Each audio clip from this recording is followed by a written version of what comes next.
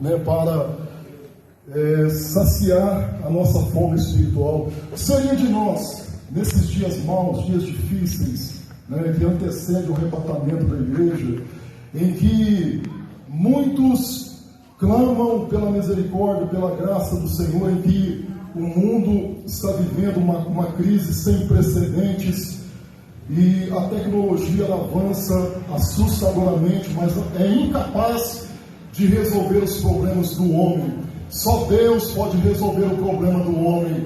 Só o Espírito do Senhor pode agir em nossa alma, em nossa vida, a tal ponto de fazer com que estejamos orientados espiritualmente. Fique em pé, em reverência à palavra do Senhor. Pegue a sua Bíblia e nós vamos meditar na noite de hoje em Atos dos Apóstolos, no capítulo de número 16. Atos dos Apóstolos, capítulo de número 16. Nós vamos ler aqui a partir do versículo 25.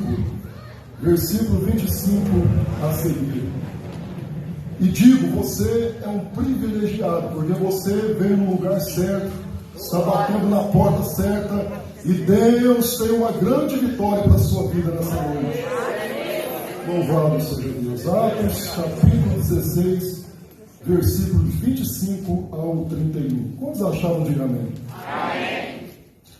Perto da meia-noite, Paulo e Silas oravam e cantavam hinos a Deus, e os outros presos os escutavam.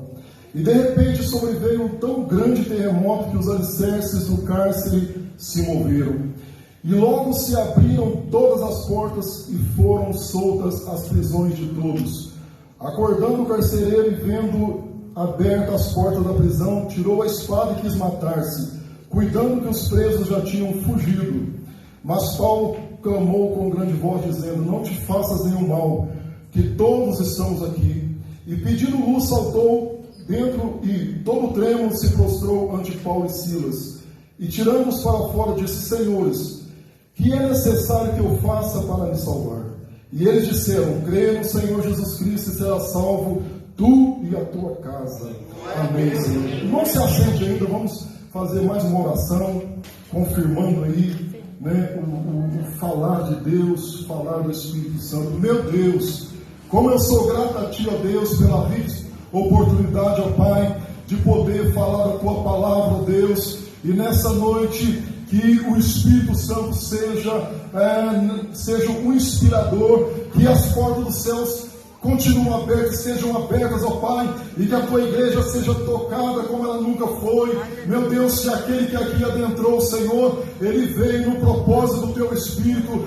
Senhor, ninguém estaria aqui se não fosse pelo toque do Espírito Santo, e que o Senhor confirma a obra, que o Senhor, Deus, possa alicerçar essa obra, que o Senhor complemente essa obra através da Tua palavra, porque nós nada somos falhos, pequenos, frágeis, pecadores, e muitas das vezes nem entendemos as circunstâncias pelas quais passamos, mas o Senhor que tudo vê, que tudo sabe, nos levanta, Senhor, nessa noite, nos fortalece pelo poder da Tua palavra, enriquece-nos, Senhor, pelo conhecimento da profundidade, da sabedoria plena que há diante de Ti, em nome de Jesus.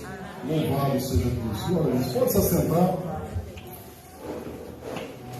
Fica e permaneça nessa graça e nessa unção do Senhor. Glória a Deus. Uma certa ocasião, um pastor, ele visitou um membro da sua igreja que estava muito enfermo. Ele era um homem que havia já caminhado na fé durante tempos e tempos, e ele estava vivendo dias difíceis, e o pastor, como foi convidado e soube também da situação, ele vai lá para apoiá-lo em oração. E quando o pastor chegou, ele tomou conhecimento de que o irmão estava no leito em seu quarto, e foi convidado a entrar naquele quarto. E quando ele entra naquele quarto, chama de atenção o fato de que havia uma cadeira vazia à beira da cama. E o pastor ficou muito feliz. E ele disse: irmão, o Senhor estava me esperando. Porque quando ele vê a cadeira vazia, ele imagina que o irmão o estaria esperando para conversar com ele, orar com ele, ler a palavra de Deus com ele, partilhar com ele da fé. Aí o irmão vai contar a história da cadeira, por que a cadeira está ali. Ele falou: pastor, na verdade, essa cadeira vazia foi uma sugestão de um amigo meu, um irmão na fé. Esse irmão, eu conversei com ele, e ele sabe da minha luta, ele sabe da enfermidade, sabe das dificuldades. E eu disse para ele: irmão, eu estou sentindo falta de oração, eu não tenho dom de oração, eu não tenho experiência para orar, eu não consigo falar muitas palavras na oração, expressar com Deus. E ele me deu então essa orientação. Ele disse: olha, coloque uma cadeira na beira da sua cama, e é como se Jesus estivesse sentado ali, e aí você vai simplesmente conversar com ele. E então ele disse: pastor, diariamente eu converso com Jesus, pelo menos umas 3 horas eu falo com ele, falo do momento que eu sinto dor, falo da dificuldade, mas agradeço pela fé, agradeço por todo o ensinamento da palavra de Deus que eu adquiri na minha vida, e enfim, é isso. E ele disse: só que tem um detalhe, pastor, eu não deixo a minha filha saber, porque minha filha, ela não professa a fé, e eu tenho medo dela achar que eu estou ficando maluco, porque é isso, eu oro, são pelo menos 3 horas de oração, e isso tem trazido um conforto muito grande. Eu sinto os céus, eu sinto a presença de Deus, enfim, eu me sinto abençoado. E o pastor, aquilo tocou muito o coração do pastor, e ele disse: que bom, meu irmão, que bom, que bênção, né? Que orientação boa, que valia, né, que teve na sua vida. E o pastor orou com ele, enfim, estiveram juntos ali. O pastor vai embora. Passado um tempo, o pastor recebe uma notícia de que aquele irmão, Deus o havia levado para a glória. E o pastor vai lá na casa para dar uma assistência, para conversar com a família, para acompanhar, enfim, para estar acompanhando ali o ofício fúnebre do irmão que Deus levara. E então a filha daquele homem diz: pastor, aconteceu um negócio meio esquisito. Ele falou: o que aconteceu? Ela disse: olha, eu encontrei o meu pai, no dia que ele morreu, eu encontrei ele debruçado na cadeira.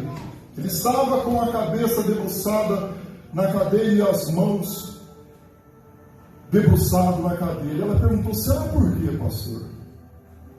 Aí o pastor disse: olha, é porque certamente ele morreu nos braços do melhor amigo dele, que é Jesus. Morreu nos braços do melhor amigo, que é Jesus. Olha, não se engane. Muitas das vezes não se iluda, né? Porque nos momentos mais difíceis da nossa vida, muitas pessoas desistirão de nós. Sabe por quê? Porque na maioria das vezes as pessoas estão preocupadas com o que temos e não com o que nós somos. Então, no momento da nossa dor, no momento da enfermidade, no momento da dificuldade, no momento da luta, não se iluda, muitos vão desistir de você. Pessoa que você nunca imaginou, pessoa que você se sente tão próximo, mas você vai perceber que essa pessoa desanimou de você. Mas sabe por quê? Porque essa pessoa, muitas das vezes, ela estava preocupada com aquilo que você possui, e não com aquilo que você é. Mas saiba de uma coisa, que A igreja de Cristo tem um amigo verdadeiro que é Jesus, que não desiste de nós, jamais em circunstância alguma. Jesus não desiste de você. Jesus vai contigo até o fim. Ele vai ultrapassar todos os limites. Ele vai estar contigo no momento da dor. E no momento da dificuldade Ele vai sentar e vai chorar contigo. A Bíblia fala que o Espírito Santo, Ele intercede por nós muitas das vezes com gemidos inexprimíveis. Porque nem sempre sabemos como orar e falar com Deus. Porque na nossa pequenez, na nossa limitação, muitas das vezes nós não sabemos como expressar com Deus. Porque muitas das vezes no mundo espiritual existe uma grande batalha, uma grande luta. E às vezes imaginamos que a nossa bênção está demorando. A bênção não vem, a vitória não vem. Mas nós não somos capazes, não temos olhos espirituais aptos, possíveis para enxergar que existe uma grande batalha espiritual, uma grande guerra no mundo espiritual.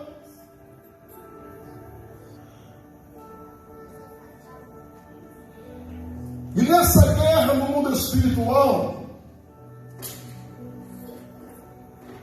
quando nós estamos na palavra, quando empenhamos na palavra, quando a nossa vida está em Deus, quando nós descansamos no esconderijo do Altíssimo, não é nós que guerreamos, mas são anjos de Deus celestiais que guerreiam por nós. É o poder do Espírito do Senhor que guerreia por nós. Sabe por quê? Porque a nossa batalha diária, sabe qual que é a nossa batalha diária? É levantar cedo e correr atrás do pão. Mas é o pão para a carne. Agora a batalha espiritual, irmãos, ai de nós se não estivéssemos ligados, arraigados no corpo de Cristo. Ai de nós se nós não tivéssemos ouvido a voz do Espírito Santo, abrindo o coração pelo entendimento. Ai de nós se não permitíssemos que o Espírito Santo de Deus nos desse capacidade para sonhar com os céus, para amar os céus, para crer na salvação da nossa alma, para crer na vida eterna. Seríamos mais um nesse mundo. Seríamos mais um enfiado lá no sofá, cravado no sofá da sala. Mas nós estamos aqui porque Deus nos chamou. Estamos aqui porque o Espírito Santo levantou a cada um de nós para estarmos aqui, para sermos fortalecidos pelo céu, pelo Espírito de Deus, pela graça de Deus, porque não somos um qualquer, porque foi pago um alto preço por nós.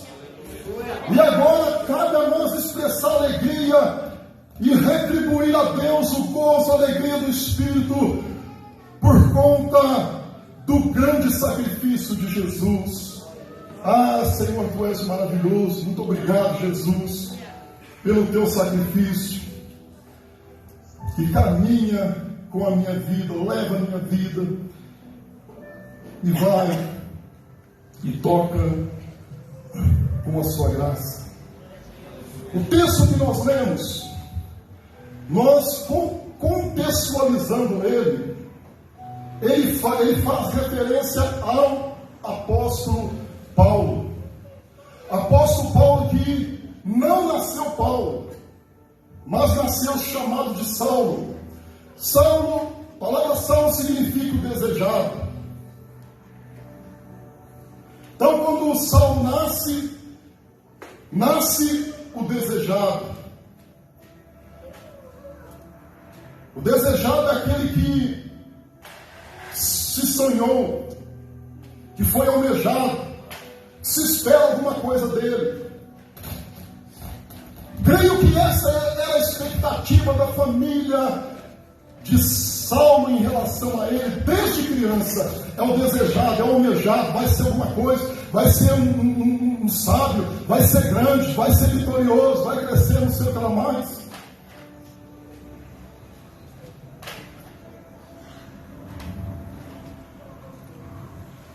Só que quem escreve o livro de Atos não é Paulo, é Lucas. E quando Saulo vai fazer vai iniciar as suas viagens missionárias para falar do amor de Deus, para pregar do amor de Deus, quando ele vai iniciar essas viagens missionárias, ele havia passado por uma fase difícil de provação. Uma fase que nem todos são capazes de entender. Sabe por quê? Porque como antes de converter ele era um perseguidor da igreja de Cristo, inclusive quando o primeiro mártir, Estevão, que era diácono, foi apedrejado, Saulo estava lá. E Saulo consentiu na morte de Estevão. E Saulo teve alegria, e Saulo levantou a mão, apontou o dedo e disse: tem que matar, esse povo que segue Jesus tem que ser morto, não pode prevalecer. Então, quando da conversão dele, a igreja se move de um espírito de rejeição. Você pensa que é só você que foi rejeitado? Tem pessoas que já foram rejeitadas lá na gestação. Coitado, é apenas um feto informe, em gestação, e já está sendo rejeitado. Acontece isso. Outras pessoas são rejeitadas quando ela vem para dentro da igreja. Fala: mas esse aí não vai dar coisa boa. Isso aí não vai poder pregar. Ele até pode ficar no nosso meio, mas isso aí eu não creio que Deus vai dar dons. Eu não creio que vai sair grande coisa. Eu não vou ficar com o pé atrás, vou ficar com 3 pés atrás. E Saulo passou por isso, irmãos. E sabe o que ele fez? Quando ele passa por isso, ele não vai combater com a igreja. Ele não vai bater de frente com Pedro, com João, com os apóstolos. Sabe o que ele faz? Ele se retira. E ele age com espírito de humildade. Sabe por quê? Porque a submissão dele, o negócio dele, não era com o homem, o negócio dele era com Deus. Sabe, quando você tem um negócio com Deus, a apreciação do homem, as conclusões humanas, não fica nem em segundo plano, fica em terceiro, quarto ou quinto plano. Sabe por quê? Porque foi Deus que te trouxe a existência, foi Jesus que te ungiu para que você seja noiva do Cordeiro, foi Jesus que pagou o alto preço por ti, e foi o único que adentrou no inferno, pisou na cabeça de Satanás, massacrou, esmagou a cabeça da serpente. O espírito da morte não tem poder sobre você, não tem poder sobre mim. Sabe por quê? Porque entre nós está estabelecido o sangue de Jesus. O sangue do Cordeiro foi derramado sobre nossas vidas. Somos bonzinhos, somos melhores do que os outros? Não. Fomos lavados e remidos no sangue do Cordeiro, que é Cristo. Oh, xarabassuri de cantaremanás. Cordeiro de Deus caminha entre nós. Nessa noite caminha no meio da igreja. Concretiza a tua obra, concretiza o teu agir, o teu trabalhar. Porque só tu, Cordeiro de Deus, conhece e vê o que nós não vemos. Oh, louvado seja Deus. Então, Saulo, ele não combate com a igreja. mas ele se afasta e se submete a um espírito de humildade. E ele vai provar para os irmãos que verdadeiramente ele mudou. Ele mudou, sabe por quê? Porque ele foi mudado por Deus. Ele mudou, sabe por quê? Porque quando ele cai do cavalo, ele vê um clarão, uma forte luz, e o Espírito de Deus toca na vida dele. Não é a mudança do homem, não é a mudança do plano material,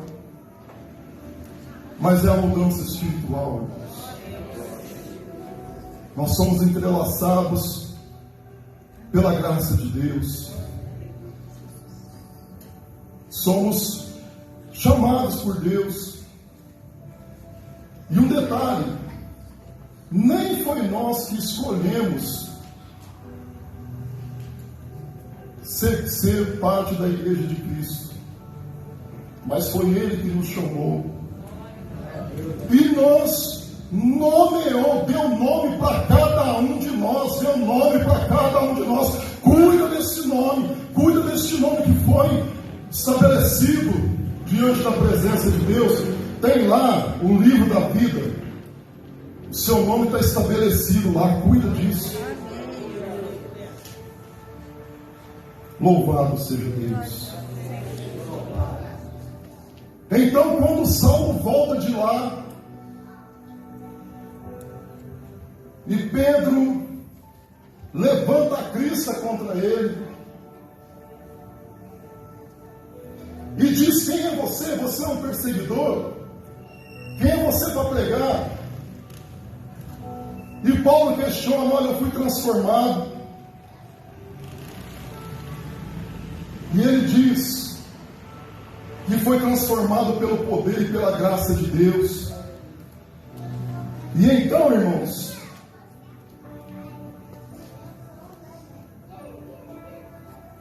os irmãos o aceitam e ele vai fazer o ministério.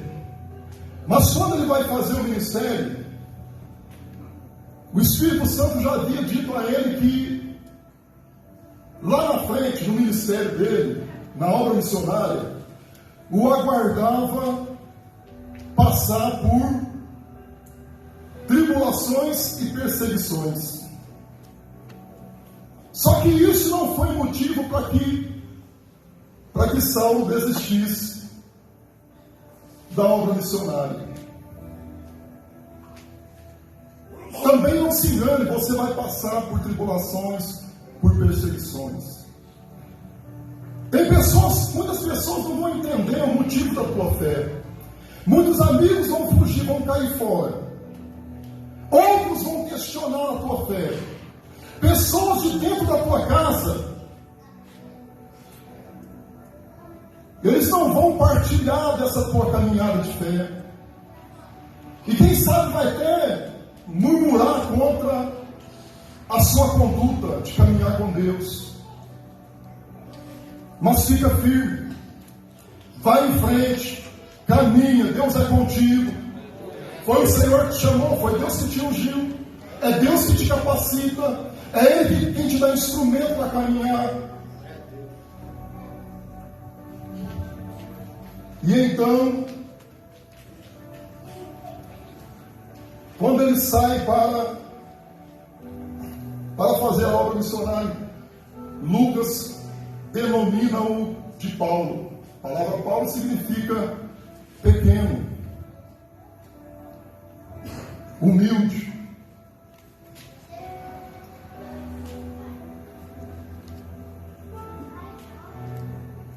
Olha aí o caráter do cristão. Quando a gente vem para servir a Deus, nós agimos de certo modo que entendemos que é viável, que é o correto. Porém, o Senhor, Ele demonstra para nós que o homem espiritual que há em mim, a pessoa espiritual que há em você, deve ter por caráter o espírito de pequenez, de humildade. Sabe por quê? Porque quando nós temos esse entendimento e assim nós nos despojamos, e aí nós crescemos diante do reino de Deus, diante da presença do Senhor, diante da graça de Deus, diante do Espírito do Senhor. Louvado seja Deus. Aí nós podemos ter um entendimento que lá nos céus as coisas são diferentes, que nós temos crédito lá nos céus. Louvado seja Deus. Bom, e Paulo, nós não estamos mais falando de Saulo desejado, não falamos mais de uma pessoa desejada, mas falamos de um pequenino, de um humilde, de uma pessoa que abre a boca, sai fogo dos céus, de uma pessoa que vai e o Espírito Santo fala para ele: você vai enfrentar dificuldade, vai ter perseguição. Ele diz: não tem problema, eu vou. Ele se dispõe diante de Deus e aceita fazer a obra de Deus dentro da convicção e dentro da realidade da batalha espiritual que move entre o mundo e o reino de Deus. Não se assuste, não se engane. Você pensa que o mundo lá fora as pessoas vão te amar porque você anda com Deus, porque você crê na salvação, porque você crê no arrebatamento? Você imagina isso? Você pensa que eles vão comungar da ideologia que você tem de fé, de cumprir a palavra de Deus, crer na teoria da criação, que Deus foi que criou todas as coisas, estabeleceu, está acima de todas as coisas, e que brevemente Jesus vem para buscar a sua igreja? Não. Nós caminhamos na contramão do mundo. É isso, caminhamos na contramão do mundo. Porque o mundo nem sabe para onde vai. O mundo sabe que caminha, mas ele não sabe para onde vai. Mas Deus não é Deus de confusão, e o salmista abre a boca e diz: Deus conhece o caminho do justo. O caminho do ímpio vai perecer, mas o caminho do justo Deus conhece. Deus sabe da tua vida, Deus sabe da tua história, Deus sabe do teu nome, Deus sabe do que você passa, Deus sabe dos dramas da tua vida, e Deus já tem providenciado uma grande bênção, uma grande vitória para ti. Deus tem providenciado algo novo para a tua vida. Deus tem providenciado algo inimaginável, aquilo que nem passou na tua cabeça. Deus tem imaginado para você, para fazer na tua vida, fazer na tua casa, fazer na vida dos teus filhos. Louvado seja Deus. E Paulo, ele vai, o Espírito Santo diz para ele: olha, desce a Macedônia. E ele está com Silas, com Lucas e com mais um dos discípulos. Eles estão em 4. E o Espírito diz: olha, desce a Macedônia. E ele vai. E eles chegam até uma cidade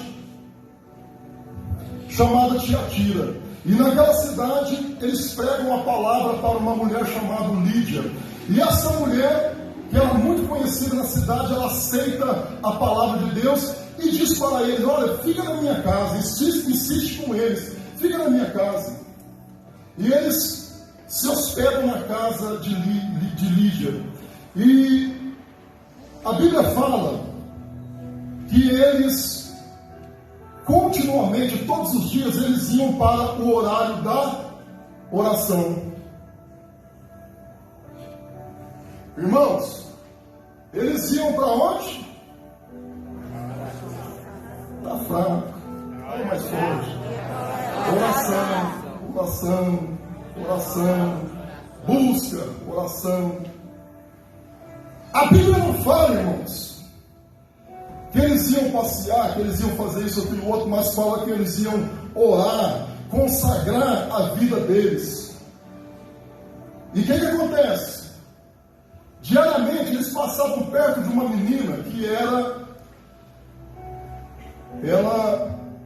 adivinha.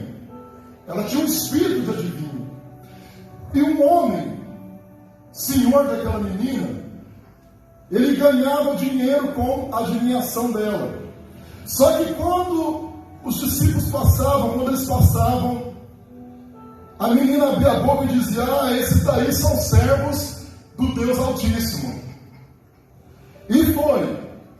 E era um momento de empolgação, passava perto da menina, a menina: esses daí são servos do Deus Altíssimo. E tem um dia que Paulo, já perturbado com a menina, não. Paulo sabia que o espírito de adivinho que estava nela era um espírito maligno. Sabe por quê? Deus não adivinha, Deus revela. Adivinha quem não sabe. Quem sabe revela. O diabo, ele adivinha porque ele não sabe. Por isso que ele tem um tanto de adivinhos por aí.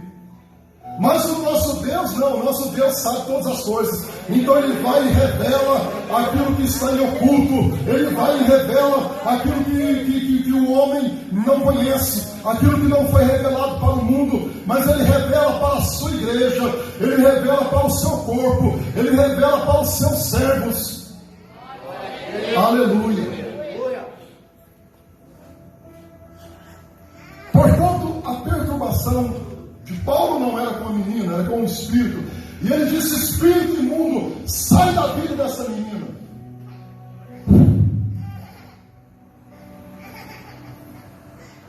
Você pensa que o espírito quis brigar? Quis ratear? Irmãos, eu me lembro quando eu tinha 18 anos de idade.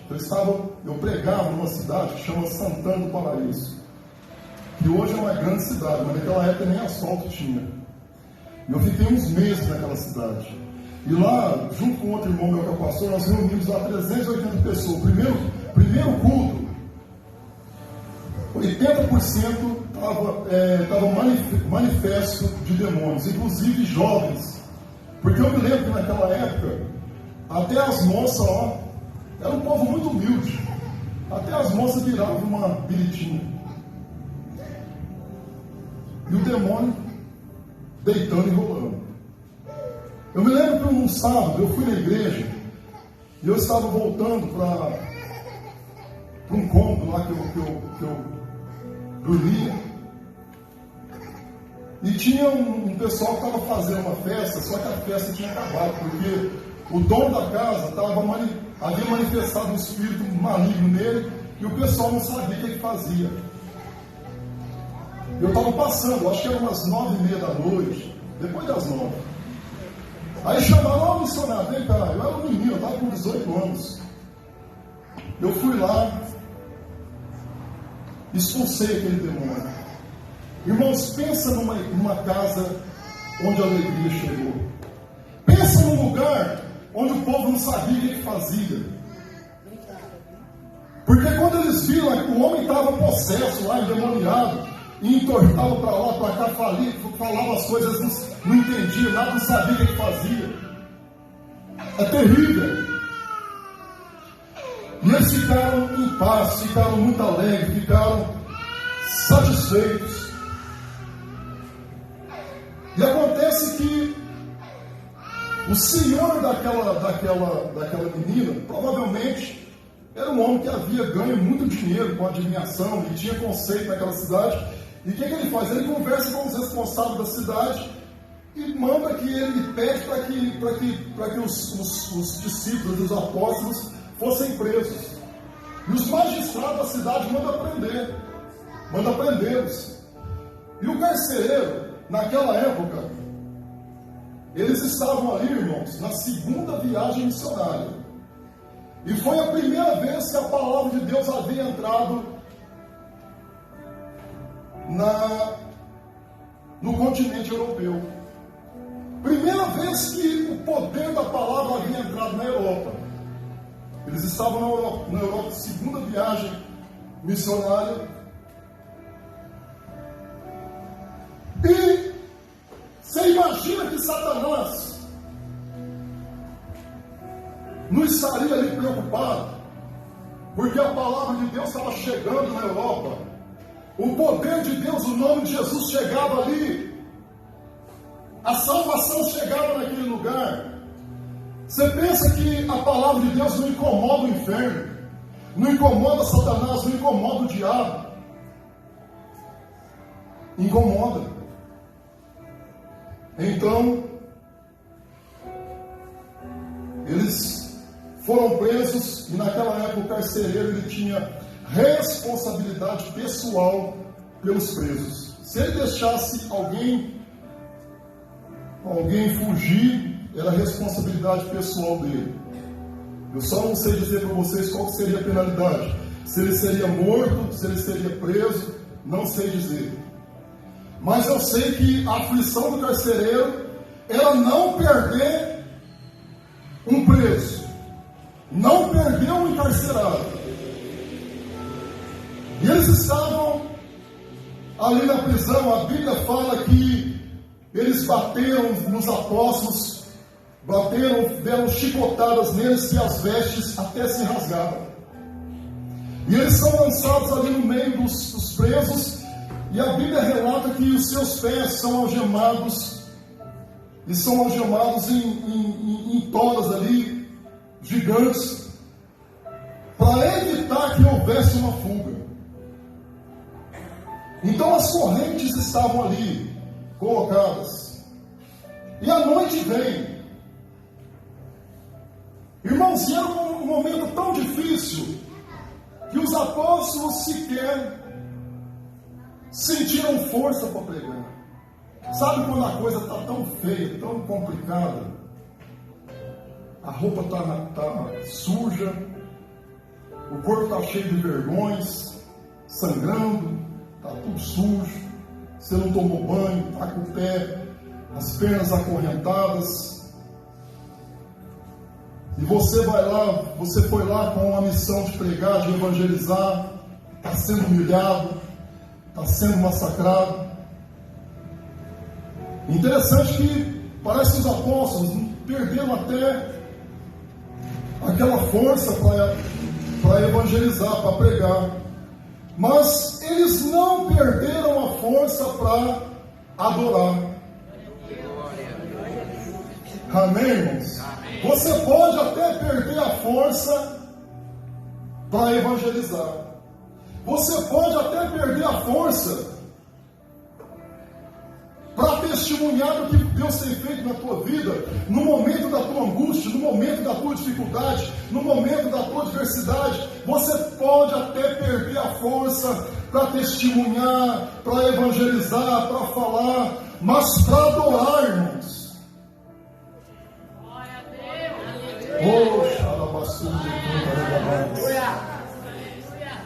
A adoração, o inferno não pode roubar isso de você.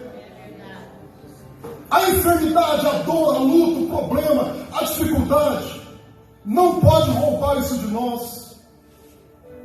Sabe por quê? Porque a adoração significa gratidão ao Senhor pela salvação da nossa alma. Gratidão ao Senhor porque nós estamos caminhando para os céus. Então, irmãos, significava aquele louvor. A Bíblia fala que chegou meia-noite, eles estão adorando a Deus. E a adoração significa o seguinte: os apóstolos tinham um sentimento de que não tinham força para pregar naquele momento. Eles não tinham condições psicológicas para pregar.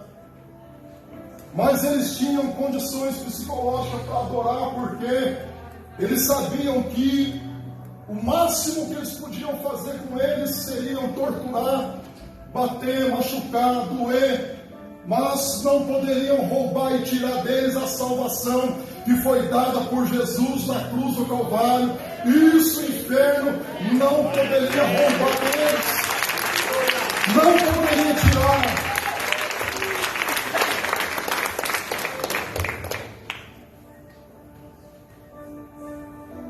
Irmãos,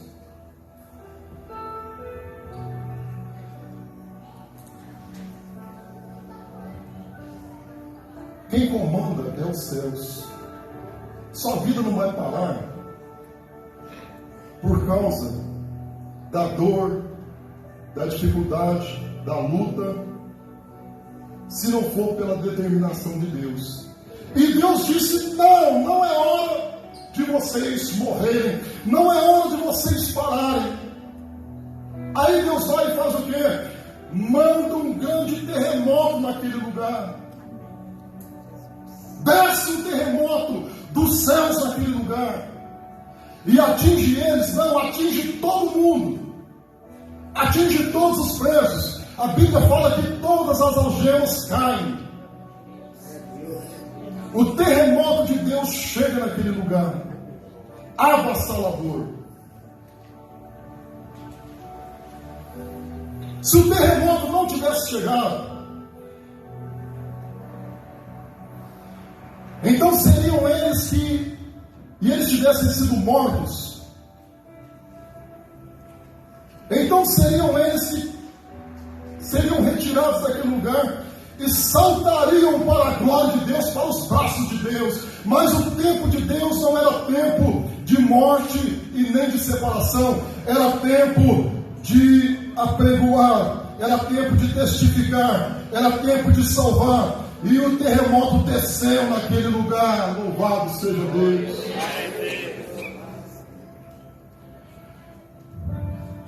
Quando você estiver numa circunstância muito difícil, eu não sei o que eu faço, adore. Sabe por quê? Porque nesses momentos de maior dificuldade é que sai uma adoração genuína. Porque quando está tudo bem, a conta bancária está gorda, saúde está 100%, os amigos estão lá, vieram todos para o churrasco. Bom, a adoração é. Mas quando da tribulação, da luta, da dor, quando sente na carne, sente na pele, coisa está feia, o inimigo se levantou, então a adoração é genuína. E quando a adoração é genuína, ela toca os céus. E quando ela toca os céus, ei, meu irmão, aí o terremoto desce. O terremoto desce na tua vida, desce na tua casa, desce no teu trabalho, desce na tua vida espiritual, desce na tua saúde, desce no céu da tua vida, porque é Deus fazendo, Deus entregando. É Deus entregando, irmãos.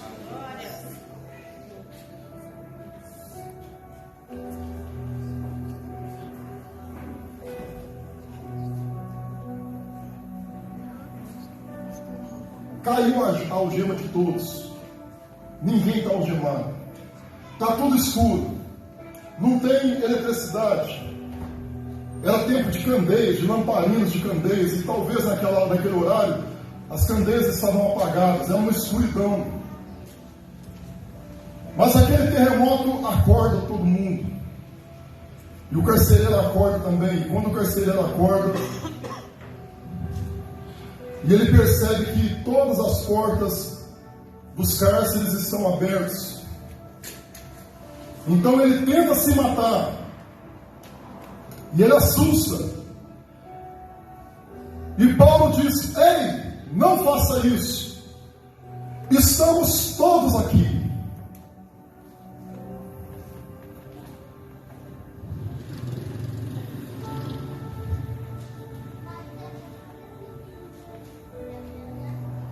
Sabe qual que é o problema nosso, irmãos? Porque muitas das vezes quebramos a cara. Porque quando o terremoto dos céus vem favorável a nós e quebra as algemas, Aí nós queremos correr. Falar, a algema quebrou, eu vou puxar o carro, eu vou correr. Não. Nós temos que deixar Deus completar a obra. Paulo disse, olha, estamos todos aqui, estamos tranquilos aqui, ninguém vai correr. Porque nós vamos aguardar, Deus iniciou a obra e Deus vai completar a boa obra. Deus vai completar a boa obra. Aguarde, espere no Senhor, espere em Deus. Se Deus começou a fazer, Ele vai completar, Ele vai aperfeiçoar essa grande obra na sua vida. Vai passar por luta, vai passar por perseguição, vai ter guerra, vai ter batalha, vai ter. Mas Deus vai aperfeiçoar a obra em nossas vidas. Amém. Glória a Deus. E o interessante é que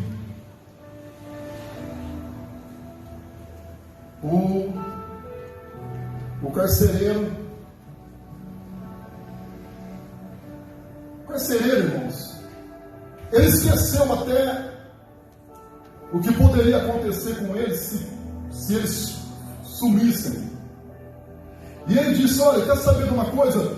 Ele pula para dentro e ele se ajoelha nos pés de Paulo, de Silas, e ele então se ajoelha ali diante deles, e ele diz, o que eu devo fazer para que eu possa ser salvo? O que eu devo fazer para que eu tenha salvação na minha vida? E Paulo disse, creia no Senhor Jesus Cristo, creia nele, vai ser salvo não só você, mas vai ser salvo você e a tua casa vai ser salvo também por causa da tua fé. Louvado seja Deus.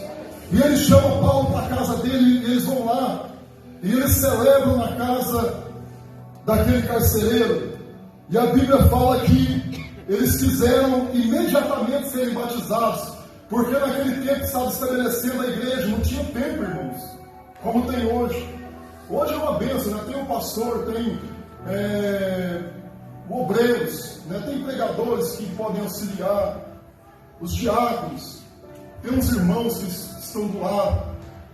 Era o início da igreja, era o estabelecimento da igreja, então tudo era urgente, tudo era rápido, tudo era necessário. Então eles vão, batizam eles. E os magistrados então determinam que eles sejam livres, sejam soltos. Mas eles estavam sendo tratados,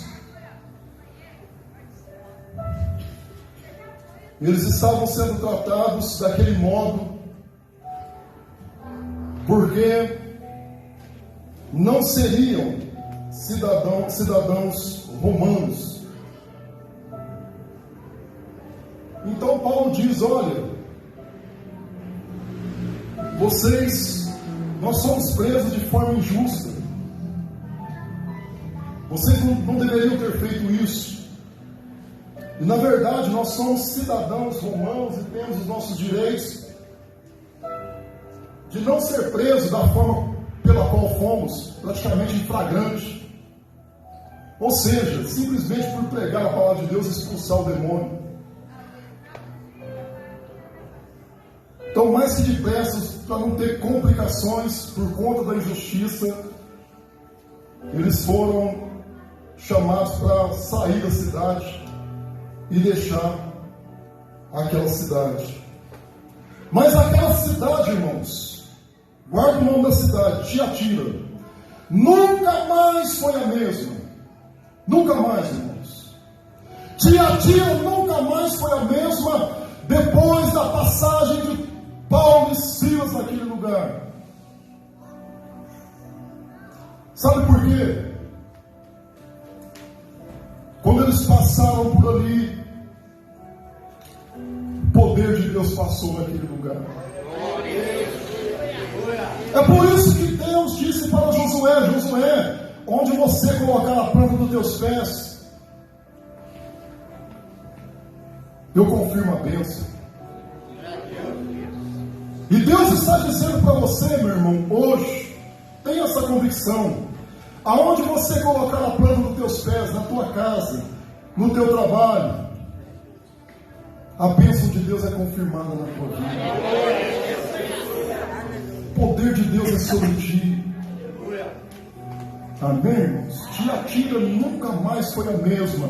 E Deus vai fazer isso na tua vida também. Onde você colocar a planta dos teus pés, onde você passar, Deus vai prover bênção, vai prover vitória. E o terremoto não vai vir só para você, não. O terremoto da bênção de Deus, da vitória, vai beneficiar as pessoas que estão ao seu derredor. Vai contaminar, vai agir, vai descer sobre aqueles que estão ao seu derredor. Louvado seja Deus. É isso. Você não é pouca coisa, não. Você não é um qualquer. Você é cidadão do céu. Você foi chamado por Deus. Foi selado pelo Espírito Santo. Nós não estamos aqui brincando de igreja. A igreja tem luta, tem dificuldade, tem problema. A Bíblia não fala que seria de modo diferente. Mas sem detalhe, ninguém pode parar o caminhar da igreja. Ninguém pode parar a marcha de Deus. Ninguém pode impedir o arrebatamento da igreja. Ninguém pode impedir que a igreja amadureça e que a noiva de Cristo se prepare a cada dia para encontrar com o noivo, para encontrar com o Senhor nos ares. Louvado seja Deus. Aleluia. Fique em pé. Fique em pé. Quero orar em favor da sua vida. Depois o conjunto vai adorar. Em seguida, o pastor Jair, missionário pastor Jair, vai dar sequência neste culto e dar os avisos. Mas eu quero orar em favor da tua vida, porque tem uma unção de Deus descendo nessa noite. E essa unção é uma unção especial. Quem sabe